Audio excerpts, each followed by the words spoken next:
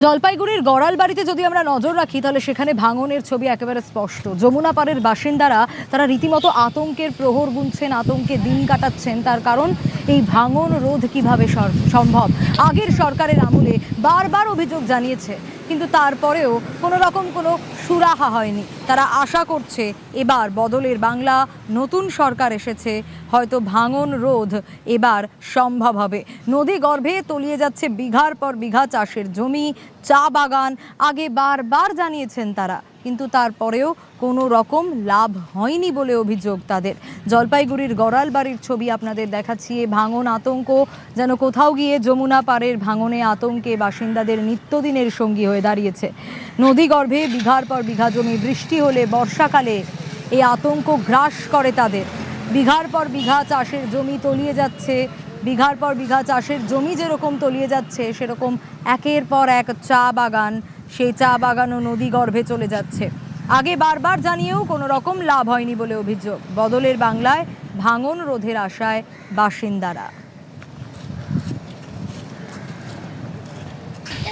20 বছর ধরে নদী ভাঙতে ভাঙতে এতটাই ভেঙে গেছে যে নদী থেকে বাড়ির দূরত্ব প্রায় 20 মিটারে এসে দাঁড়িয়েছে। যেগুলো ধানি জমি রয়েছে সেগুলো গেছে, তার সঙ্গে আমাদের নদী পার্শ্ববর্তী যে চা বাগানগুলো রয়েছে সেগুলোও ধসে গেছে। এটা একটা সুরাহা হোক, নদী ভাঙনটা বন্ধ করা হোক, যাতে আবাদি জমি তার সাথে সাথে চা বাগানগুলোকে রক্ষা করা যায়। এখানে বাণী মেলাটা ওর ঠিক উত্তর পাশে দেখতেছি সাইডটা অনেকটা ভাঙে চলে গেছে, মানে কিছুটা বাগান চলে গেছে।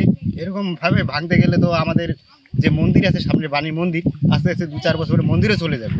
কিন্তু যমুনা নদী তো কয়েক বছর আগ থেকে মানে ভাঙন শুরু হয়েছে। এতে মানুষের চা পাতা বাগান, জমি নষ্ট হচ্ছে। অনেক দপ্তরের কাছে গেছি, কিন্তু কোনো উপকৃত হই নাই।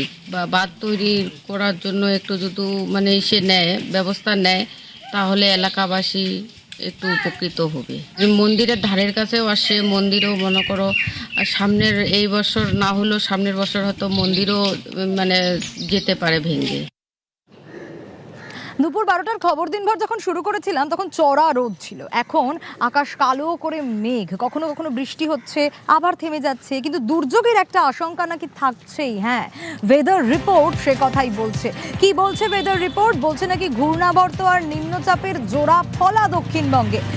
কতদিন এটা থাকবে, বৃষ্টি কিরকম হবে, কোথায় কোথায় কোন কোন জেলায় সতর্কতা রয়েছে, আরো ডিটেল আপডেট নেব বিশ্বজিতের কাছ থেকে। বিশ্বজিৎ, ওয়েদার আপডেট কি বলছে আলিপুর আবহাওয়া দপ্তর?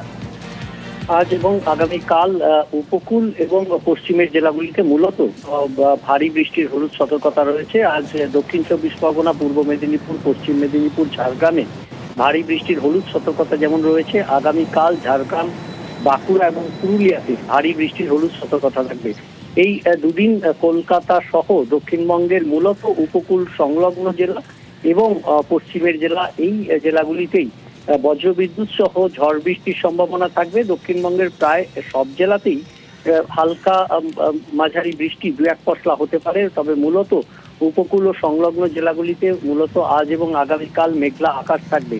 মৎস্যজীবীদের জন্য সতর্কতা জারি করা হয়েছে, কারণ উত্তর পশ্চিম বঙ্গোপসাগর এবং পশ্চিমবঙ্গ ও ওড়িশা সংলগ্ন যে উপকূল, সেখানে যে ঘূর্ণাবর্ত ছিল সেটি নিম্নচাপে পরিণত হয়েছে এবং এর প্রভাবে সমুদ্রপৃষ্ঠে যে ঝোড়ো হাওয়া, তার গতিবেগ 55 থেকে 60 কিলোমিটার পর্যন্ত হতে পারে। মৎস্যজীবীদের আজ এবং আগামীকাল এই দুদিন সমুদ্রে যেতে নিষেধ করেছে আলিপুর আবহাওয়া দপ্তর।